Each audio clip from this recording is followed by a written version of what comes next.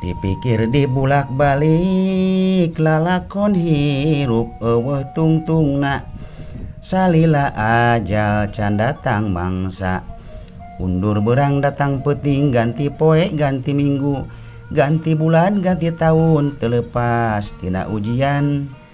nalaahan kahirupan banggihan diri sorangan lamun datang tengah peting mata berem batin nyaring tapakur kanu kagungan sangkan menang kabagjaan dipepende angin letik dihiburku sora jangkrik papasrah kanu kagungan hendak pitulung pangeran ya Allah pangeran abdi muginang tayungan abdi tewasa abdi tewasa angin ku pitulung Gusti. Kiwari zaman geus edan datang mangsa akhir zaman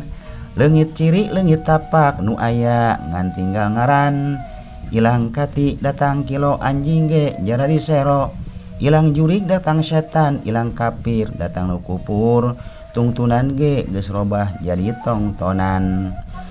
teu beda ti bajidoran diemprakan di persekotan boro-boro nu dielingan nu ngelingan teu neuleu jalan tincakeun maca Quran lain cara maca koran artina padoman napakna nalalampahan nu diulik wajangan campur guyonan batan eling malah resep cecengiran eling umat kudu bisa nalaahan kana tanda sarta ciri akhir zaman. Ayeuna pisan dulur sing waspada di mana satria geus jual bangsana wong alim bela kapirin wong cilik pada buncelik wong edan pada kabagian tah moal lila deui sing awas adab tinu agung babandulan mari kiara mulang baling angin puyuh kade ulah ngadeuketan tangkal kai gede sumawon mudang keup mah kudu yakal teh kanu leutik tapi na kuat mangga emutan ku sadayana naon ari tangkal kai anu gede naon ari anu leutik nu aya dina awak urang sorangan